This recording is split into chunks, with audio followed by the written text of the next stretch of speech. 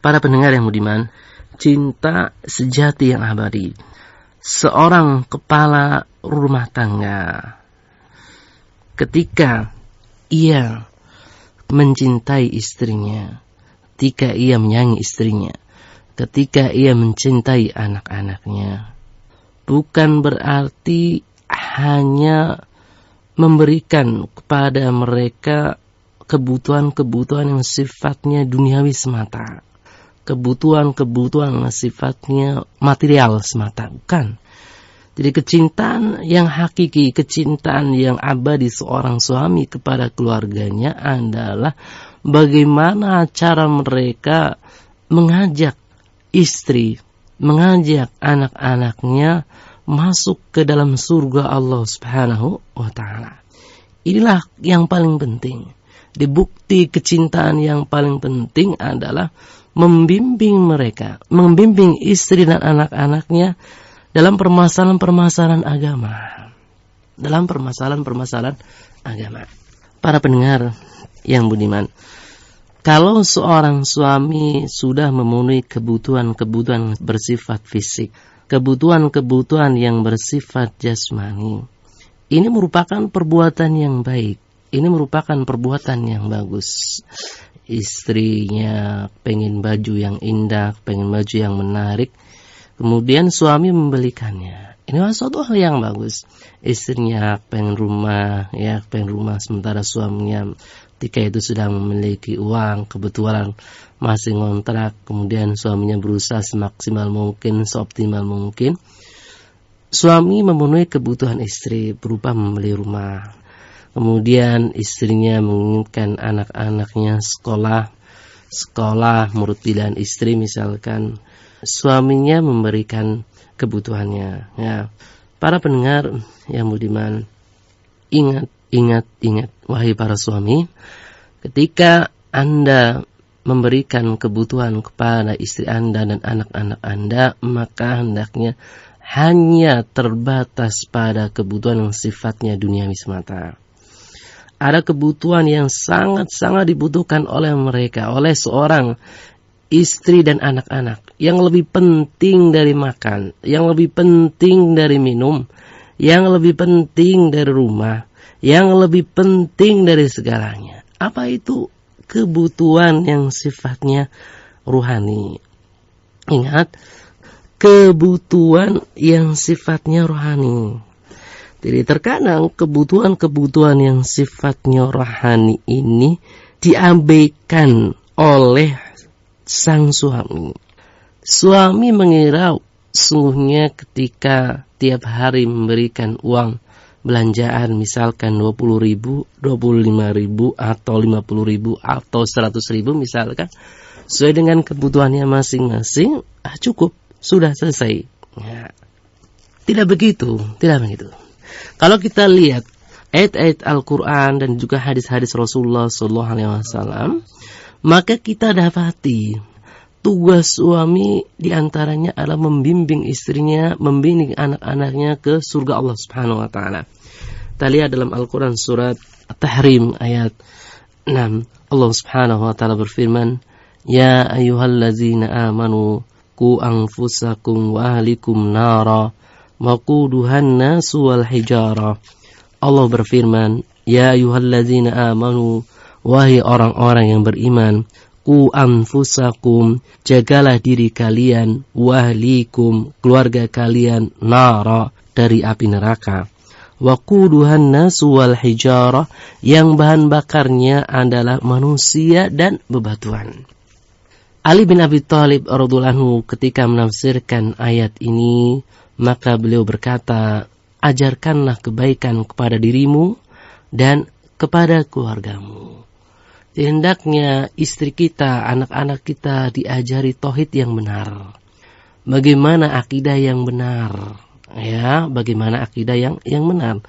Terkadang namanya perempuan itu perlu bimbingan. Permasalahan-permasalahan akidah, permasalahan-permasalahan kesyirikan, kalau kita dapati adalah syirikan itu lebih tersembunyi daripada batu hitam yang berjalan di kegelapan malam. Contoh misalkan ketika istri berobat ke dokter kemudian sembuh, kemudian istri mengatakan kalau bukan karena dokter itu maka saya sakit terus, saya tidak sembuh-sembuh. Nah, sebagai seorang suami hendaknya memberikan pandangan, memberikan bimbingan. Kita katakan kepada istri kita, Neng, ucapan ini tidak dibenarkan oleh syariat. Ini termasuk kesyirikan gitu ya. Faiza maritu fahuwa yashfi. Jadi yang menyembuhkan itu Allah Subhanahu wa taala. Ketika saya sakit maka Allah Subhanahu wa taala yang menyembuhkan. Ya, oleh karena itu ajarkan kebaikan kepada dirimu, ajarkan kebaikan kepada keluargamu.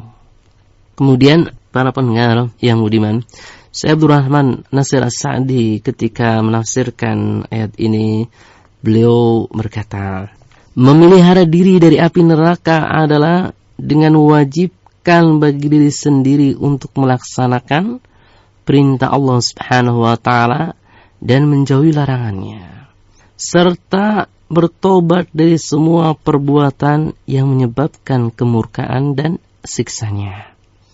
Ini memelihara diri. Jadi poin memelihara diri berarti di sini kita melaksanakan perintah Allah Subhanahu wa taala dan menjauhi larangannya. Kemudian kita senantiasa bertobat kepada Allah Subhanahu wa taala. Karena apa? Kullu bani Adam khata'un. Setiap anak Adam itu memiliki kesalahan. Khairu at-ta'in tawabun. Sebaik-baik orang yang bersalah adalah bertobat kepada Allah Subhanahu wa taala. Ini cara menjaga diri. Menjaga diri berarti kita melaksanakan perintah-perintah Allah Subhanahu wa taala. Sebagai seorang suami, maka hendaknya kita memberikan nafkah kepada istri-istri kita, memberikan nafkah kepada anak-anak kita. Ini melaksanakan kewajiban, karena nafkah merupakan kewajiban.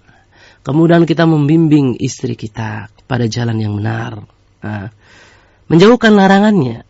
Kita hendaknya menjauhkan larangan Allah Subhanahu wa taala, menjauhkan perbuatan-perbuatan dosa, serta bertaubat dengan taubat yang sebenarnya. Adapun memelihara istri dan anak-anak dari api neraka, caranya dengan apa? Dengan mendidik dan mengajarkan syariat Islam kepada mereka, serta menekankan mereka untuk melaksanakan perintah-perintah Allah Subhanahu wa taala. Itu caranya menjaga keluarga, ya, menjaga istri dan anak-anaknya. Caranya membimbing mereka kepada jalan kebenaran. Kita bimbing anak-anak kita. Adab misalkan, adab makan. Bagaimana tata cara makan yang benar. Ketika istri kita atau anak kita makan menggunakan tangan kiri, maka kita berikan nasihat. Nah, nggak boleh makan dengan tangan kiri. Makan dengan tangan kiri adalah kebiasaan setan. Setan itu makan dengan tangan kiri. Kita hendaknya makan dengan tangan kanan. Kemudian, kalau seandainya istri kita ternyata berhias, bersolek, keluar rumah, menggunakan lipstick, bibirnya merah gitu kan, kemudian menggunakan parfum, kita katakan pada istri kita, Neng, perbuatan ini tidak dibolehkan. Selayaknya, seyogianya seorang perempuan itu di rumah. Waqarna fi buyutikunna, hendaklah kalian tetap di rumah-rumah kalian. Wala tabarujna, janganlah kalian bertabaruj, berhias, bersolek seperti halnya apa? Orang-orang jahiliyah pada masa dahulu. Ya, seperti halnya orang-orang jahiliyah pada masa dahulu. Nah, kasih tahu, berikan pengertian. Wala tabarujna tabarujnal jahilatil ula. Itu. Ini sangat penting sekali bagi kita untuk memberikan nasihat, memberikan bimbingan kepada istri kita. Istri kita misalkan sukanya di luar, kemudian bisik-bisik dengan para tetangga gitu ya. Kemudian gosip, kita kasih tahu ini perbuatan yang dilarang oleh Allah Subhanahu wa taala, perbuatan yang menimbulkan siksa yang besar. Di mana Rasulullah SAW pernah mengabarkan ketika pada waktu Isra Mi'raj melewati suatu kaum, ditampakkan kepada Rasulullah SAW tentang siksa suatu kaum di mana mereka ngegosip, akhirnya kukunya panjang-panjang berupa kuku tembaga yang menggaruk-garuk mukanya. Jadi kita berikan bimbingan, kita berikan wejangan kepada istri kita dan juga anak-anak kita, sehingga nanti pada akhirnya mereka menjadi ahli jannah. Kita ajarkan kepada anak-anak kita sholat. Ketika sudah berumur 7 tahun, ajari. Muru auladakum bis-shalah wa hum abna sab'a sinin. Perintahkan kepada anak-anak kalian untuk menunaikan sholat ketika mereka sudah mulai berumur 7 tahun. Ajarkan sholat. Ketika anak kita menjadi anak-anak yang saleh, anak-anak yang rajin, itu akan membahagiakan diri kita di sana. Investasi besar bagi kita. Kita misalkan memiliki 10 anak, ternyata 10 anak tersebut soleh semuanya. Misalkan ya, luar biasa sekali. Satunya misalkan menjadi dai, satunya menjadi direktur, akan tapi menjadi direktur dia ingat infak. Satunya lagi misalkan menjadi dosen. Ketika menjadi dosen dia jujur, dia sering mengajarkan kebaikan. Satunya lagi menjadi pekerja biasa. Akan tapi ketika menjadi pekerja biasa, pekerjaannya amanah, anak-anaknya pun pada soleh. Dia sering melakukan puasa sunnah.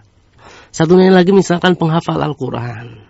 Itu semuanya investasi bagi kita semuanya. Investasi bagi kita semuanya.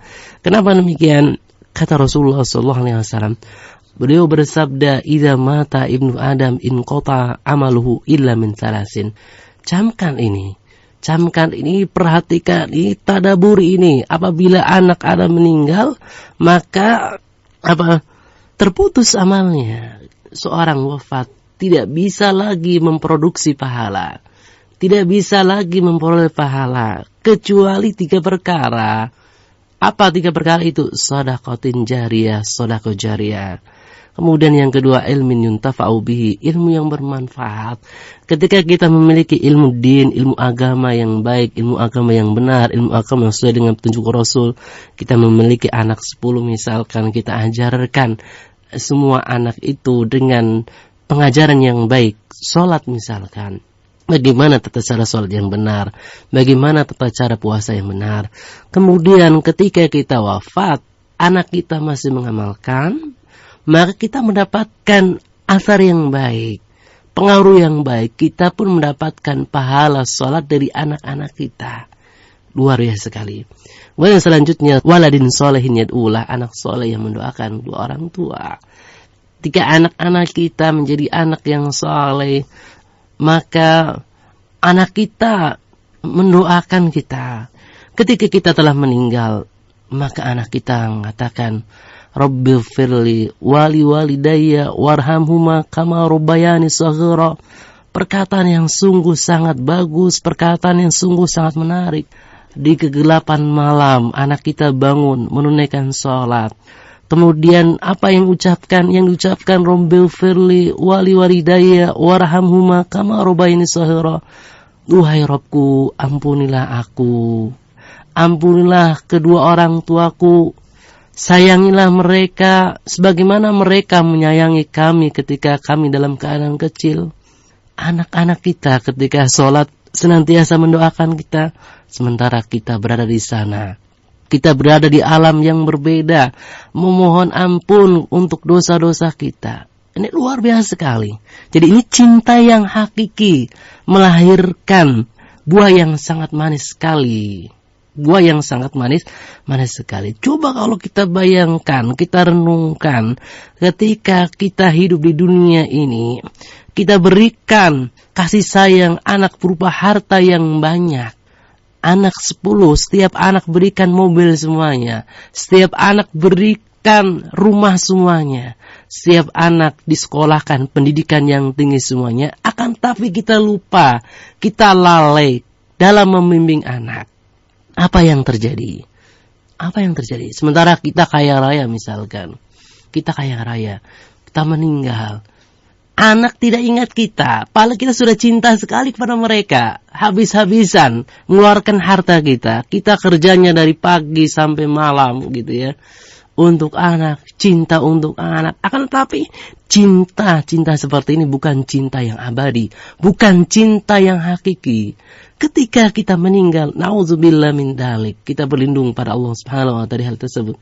Kalau tidak, anak-anak tidak dibimbing apa? Jadinya rebutan harta, rumah rebutan, mobil rebutan, tanah rebutan, ya semuanya pada rebutan. Sehingga gara-gara seperti itu, gara-gara kita tidak membimbing mereka, gara-gara kecintaan kita cinta yang semu, bukan cinta yang abadi, apa? Pada ribut. Anak yang pertama dengan anak yang kedua enggak mau bersalaman. Ketika ketemu melengos, tidak mau memandang, saling bunuh-membunuh, saling memutuskan silaturahmi. Akibat salah menempatkan cinta dan kasih sayang, cinta kita kepada anak-anak diwujudkan hanya sekedar materi, harta, tak tersentuh sedikit pun perasaan cinta kepada mereka dalam sisi rohani. Allah a'lam bishawab.